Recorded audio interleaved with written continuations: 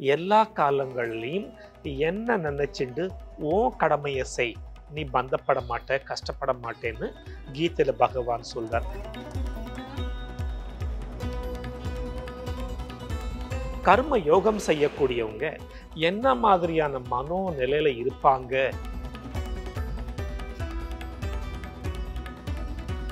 வெளிநாட்டவர்களோடு போரிட்டு மீண்டும் பாரத தேசத்துல ஒரு இந்து சாம்ராஜ்யத்தை நிறுவினவர் வீர சிவாஜி.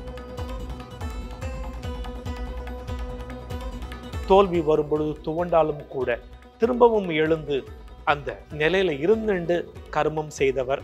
நம் பாரத தேசத்தை உலக நாடுகள் மத்தியில பெருமைப்பட வைத்தவர் அப்துல் கலாம்.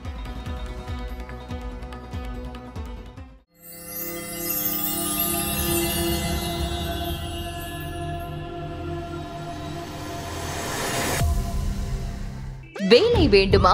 ப்ளூ ஓஷன் இருக்கிறது. 10th 12th டிப்ளமோ டிகிரி படித்தவர்களுக்கு உணவு, தங்குமிடம், இஎஸ்ஐ, பிஎஃப் இன்சூரன்ஸ் உள்ளிட்ட சலுகைகளுடன் அனுபவத்திற்கேற்ற நல்ல சம்பளம் 15,000 முதல் 30,000 வரை. பெண்களுக்கு முன்னுரிமை. 2,000க்கும் மேற்பட்ட வேலை வாய்ப்புகள் உள்ளன. இப்போதே தொடர்பு கொள்ளுங்கள். Blue ocean. உலகளாவிய தமிழ் தாய் மக்களுக்கு வணக்கம். ஸோ இப்போ நம்ம பக்தி யோகம் பற்றி பார்க்க போகிறோம். ஸோ சாஞ்சி, பக்தி யோகம்னா என்ன, பக்தினா என்ன? அப்புறம் இப்போது நம்ம மக்கள் எல்லாரும் கோவிலுக்கு போகிறாங்க, நிறைய விஷயம் பக்தின்னு சொல்லி செய்கிறாங்க. ஸோ எது உண்மையான பக்தி, எப்படி நம்ம அதை வழிபடணும்?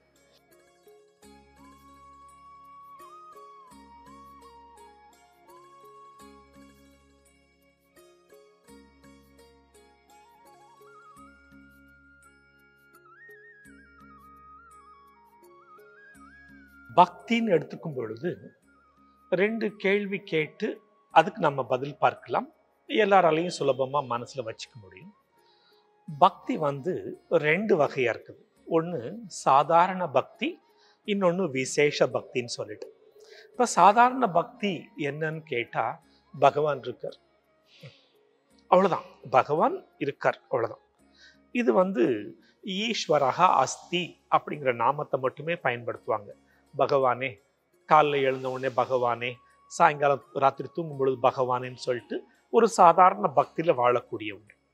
பட் இங்க நாமும் இந்த வருஷம் கொலு வச்சிருக்கிறது விசேஷ பக்தியின் அடிப்படையில இங்க கொலு வச்சிருக்கிறோம். விசேஷ பக்தி எத்தனை வகைப்படும் கேட்டா 5 வகைப்படும். அப்போ விசேஷ பக்தி 5 வகைப்படும் பார்க்கறதுக்கு முன்னாடி முதல்ல பக்தி என்றால் என்ன, பக்தினா என்னன்னு பார்க்கலாமே.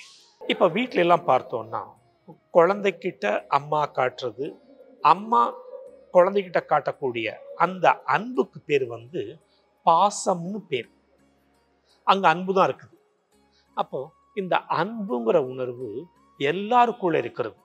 மனுஷங்கிட்ட மட்டும் இல்ல. இன்னைக்கு நம்ம பார்க்கிறோம், வீடியோ யூடியூப்லாம் பார்க்கும் பொழுது எல்லா விலங்குகளுமே அந்த அன்பை வெளிப்படுத்துது, அன்பை எதிர்பார்க்கிறது. நாம இன்னைக்கு வீடியோல பார்த்துட்டு இருக்கிறோம் பரவலா. அந்த அன்புங்கிறது எல்லாருக்குள்ள இருக்கிறது. அதைத்தான் நம்ம சைவ சித்தாந்தம் அன்பே சிவம் அப்படின்னு சொல்றாங்க. ஆங்கிலத்துல லவ் இஸ் காட் அப்படின்னு சொல்றாங்க. அந்த அன்பு ஒரு தாய்க்கும் சேய்க்கும் இடையில பரிமாறப்படும் பொழுது அதற்கு பாசம்னு சொல்றாங்க. ஏன் பாசம்னு சொல்றாங்கன்னு கேட்டா, 2 பேருக்குள்ளேயுமே எதிர்பார்ப்பு இருக்குது. அம்மா குழந்தைகிட்ட ஏதோ எதிர்பார்க்கிறாங்க, குழந்தை அம்மா கிட்ட எதிர்பார்க்கிறாங்க. அந்த எதிர்பார்ப்போடு சேர்ந்த அன்பு பாசம்னு பேரு படுது. 2வது, நண்பர்கள் மத்தியில அன்பை பகிர்ந்துக்கிறாங்க. அங்க கிவ் அண்ட் டேக் பாலிசி. நண்பர்கள் மத்தியில பரிமாறக்கூடிய அந்த அன்புக்கு பேர் நட்பு அல்லது தோழமைன்னு பேர். அப்ப நட்பு, தோழமை 2மே அன்பை தான் அடிப்படையா வச்சுட்டு இருக்கிறோம். அடுத்து 3வது, இந்த எதிர்பார்ப்பு இல்லாத கிவ் அண்ட் டேக் பாலிசி இல்லாம அன்பை கொடுப்பேன், அன்பை மட்டும் கொடுத்துட்டே இருப்பேன், எதையும் எதிர்பார்க்க மாட்டேன். அப்ப எதிர்பார்ப்பு இல்லாத அன்பு எங்க காட்டப்படுதோ அதற்கு பேர் பக்தியின் பேர். தேசபக்தி நாம கேள்விப்பட்டிருக்கிறோம். இந்த தேசத்தின் சுதந்திரத்திற்காக எவ்வளவோ பேர் எந்த எதிர்பார்ப்பும் இல்லாம தன் உயிரையே கொடுத்திருக்கிறாங்க, கை கால்களை இழந்திருக்கிறாங்க, ரத்தம் சிந்திருக்கிறாங்க. தமிழ்நாட்டுல எத்தனை பேர் வேணும்? கொடிகாத்த கும்மன், வ.உ.சி. சிதம்பரனார், கப்பலோட்டிய தமிழன், இந்த மாதிரி ஏகப்பட்ட வீரர்கள் நம் தமிழ்நாட்டில் இருக்கிறாங்க. ஆல் ஓவர் இந்தியா எடுத்துட்டாக்கா ஜாலியன் வாலாபாக் படுகொலை, பகத்சிங், சுகதேவ், இந்த மாதிரி எத்தனையோ பேருக்கு சொல்லலாம். சுபாஷ் சந்திர போஸ், எவ்வளோ பேர். இவங்கெல்லாம் தேசத்துக்காக அன்பை மட்டும் கொடுக்கல, உயிரையும் கொடுத்தாங்க. அதுக்கு பேர் தேசபக்தின்னு பேர். அதே மாதிரி தெய்வத்துக்கிட்ட எந்த எதிர்பார்ப்பும் இல்லாம அன்பு காட்டும் பொழுது அதற்கு தெய்வ பக்தியின் பேர். இப்ப இந்த தெய்வ பக்தியை வெளிப்படுத்தினவங்க எக்கச்சக்கமா நம்ம பாரத தேசத்துல உண்டு. கிட்டத்தட்ட 63 நாயன்மார்கள், 12 ஆழ்வார்கள், வட இந்தியா போன பக்த விஜயத்துல பேர்கள்லாம் சொல்லிட்டே போகலாம். ராதா, மீரா, ஆண்டாள், ஜக்குபாய்னு நிறைய பேரை சொல்லலாம். அப்ப இதெல்லாமே தெய்வ பக்தி. இன்னைக்கு நமக்கு பக்கத்துல ராமபிரான், சீதா தேவி, லக்ஷ்மண் இருக்கிறாங்க. நமக்கு பக்தின்னு சொன்னாலே நமக்கு முன்னாடி வர்றது அனுமான்ஜி தான். அனுமான்ஜி எந்த ஒரு எதிர்பார்ப்பும் இல்லாம சேவை, பக்தி, ஞானத்தோட பண்ணினார். அனுமான்ஜியோட பக்தி சிறந்த பக்தி. பிரகலாதன் பக்தி சிறந்த பக்தி. இந்த மாதிரி பக்திக்கு ஏகப்பட்டவங்களை நாம உதாரணம் சொல்லலாம். ஆக ஃபைனலா பக்தினா என்னன்னு கேட்டா எதிர்பார்ப்பு இல்லாத அன்பு, அதுக்கு பேர் பக்தி. இப்ப மக்கள் கிட்ட நாட்டை ஆளக்கூடிய ஒரு அரசன் எந்த எதிர்பார்ப்பும் இல்லாம தேசத்தின் நலனுக்காக, மக்களின் நலனுக்காகவே தன்னை அர்ப்பணிச்சுக்கிட்டாருன்னா அது மக்கள் தொண்டே மகேஷன் தொண்டுன்னு ஒரு ப்ராவர்பு உண்டு, உங்களுக்கு தெரியும். மாணவ சேவை மாதவ சேவை. அப்போ மக்களையே தெய்வமா. ஒரு உதாரணத்திற்கு குருதேவ் சுவாமி சின்மயானந்தர்கிட்ட நீங்க பூஜை பண்ணி நான் பார்த்ததே இல்லையேன்னு ஒரு பக்தர் கேட்கிறார். இல்ல தினம் நான் 1.5 மணி நேரம் பூஜை பண்றேனே அப்படிங்கிறார். இல்ல சாமிஜி நீங்க பொய் சொல்றீங்க அப்படின்னு கேட்கிறார் அந்த பக்தர். தினம் சாயங்காலம் 6:30 மணிலேருந்து 8 மணி வரைக்கும் என் சொற்பொழிவை கேட்க வரக்கூடிய டிவோட்டிஸ் இருக்காங்க இல்லையா, இவங்கெல்லாம் என் தெய்வங்கள். இவங்களுக்கெல்லாம் நான் ஞானத்தின் மூலமா என் வழிபாட்டை செலுத்திட்டு இருக்கிறேன், எந்த ஒரு எதிர்பார்ப்பும் இல்லாம. ஆக மக்கள் தொண்டே மகேஷன் தொண்டு. நம் பாரத தேசத்துல ஒவ்வொருத்தரும் எந்த தொழில் செய்யறாங்களோ அந்த தொழில வரக்கூடிய கஸ்டமர்ஸ், மக்கள் தன்னை தேடி வர்றவங்களை எல்லாமே தெய்வமா பாவிச்சுண்டு அவங்களுக்கு சேவை செய்யறது சிறந்த பக்தி. மக்கள் தொண்டே மகேஷன் தொண்டு. ஆக ஃபைனலா பக்தி என்றால் என்ன? எதிர்பார்ப்பு இல்லாம காட்டக்கூடிய அன்புக்கு பேர் பக்தி. இல்ல விசேஷ பக்தின்னு சொல்லும் பொழுதுதான் நீங்க கேட்ட கேள்விக்கு பதில் வருது. நான் ஏன் இவ்வளவு தூரத்துக்கு முன்னுரை கொடுத்தேன்னு கேட்டா, ஒரு முழுமையான அறிவு வேணுங்கிறதுக்காக, பக்தியை பத்தி ஒரு முழுமையான அறிவு வேணுங்கிறதுக்காக தான் இவ்வளவு நேரம் ஒரு எக்ஸ்பிளனேஷன் கொடுத்தேன். அது தேவையில்லாதுன்னு நீங்க சொல்ல மாட்டீங்கன்னு நினைக்கிறேன், அவசியமானதுன்னு நினைக்கிறேன். இப்ப நாம விஷயத்துக்கு வரலாம். விசேஷ பக்தியில முதல் படி காமிய பக்தி. காமிய பக்தினா ஆசையோடு பக்தி செலுத்துறது.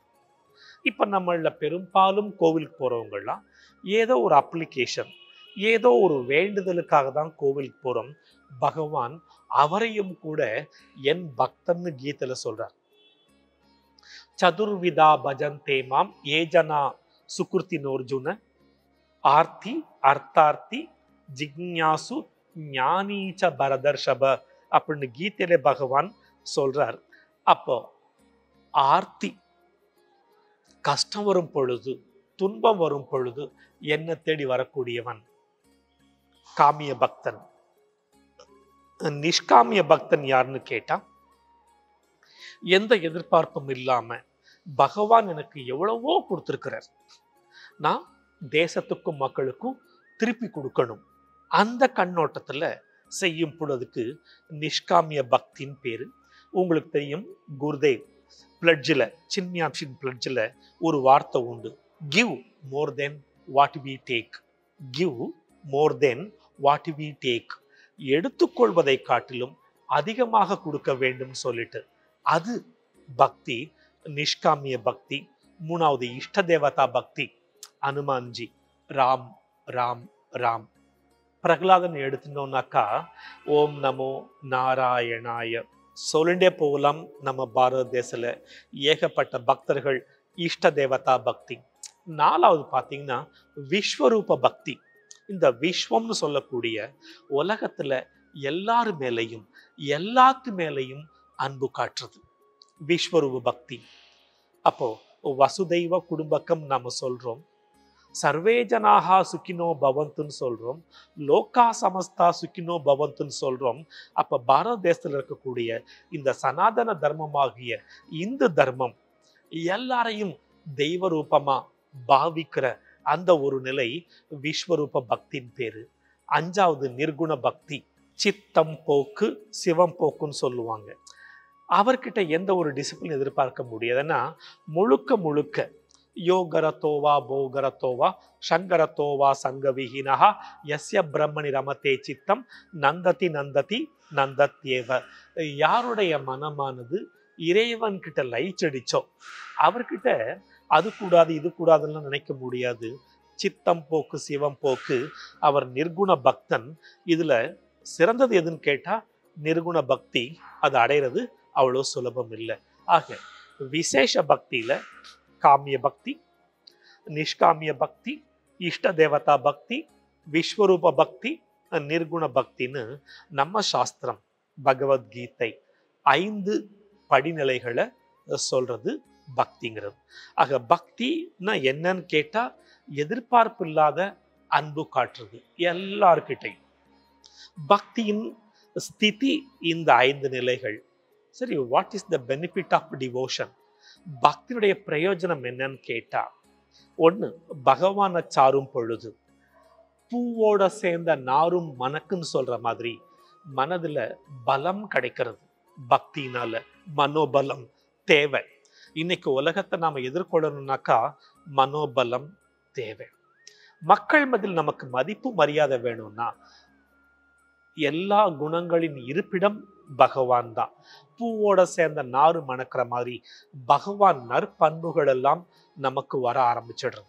பக்தி யோகத்துல பகவான் சொல்லும் பொழுது அத்வேஷ்டா சர்வபூதானாம் மைத்ர கருணையே வச்ச நிர்மமோ நிரஹங்காரஹ சுக துக்க சுக க்ஷமி. இப்படி ஒரு 36 நற்பண்புகளை பகவான் சொல்றார். அந்த பண்புகள் எல்லாம் பக்தனுக்கு வந்துடுறது. அப்ப பிரயோஜனம் என்னன்னு கேட்டா மனோபலம், நற்பண்புகள், இறுதியாக இறைவனாகவே மாறிவிடுகின்றான். ஆத்மவித்து ஆத்மைவ பவதி. அப்ப நம்முடைய குறிக்கோள் என்னன்னு கேட்டா இறைவனை அடைவது. கர்மயோகம் பார்த்தோம். கர்மயோகத்தின் ரிசல்ட் மன தூய்மை. யார் ஒருவனுக்கு மன தூய்மை வந்துடுச்சோ அவனுக்குள்ள பக்தி இயல்பாகவே வர ஆரம்பிச்சிடும். இந்த பக்தி பிரயோஜனம் அடுத்த ஸ்டெப்புக்கு நம்மளை கூட்டிட்டு போகுது. எங்கன்னு கேட்டா ஞானத்தை ரிசீவ் பண்றதுக்கும் ஞானத்துல நிலை நிற்கிறதுக்கும் நாம அடுத்தது ஞான யோகத்தை பத்தி பார்க்கலாம். ஹரி ஓம் பிரசாந்த்.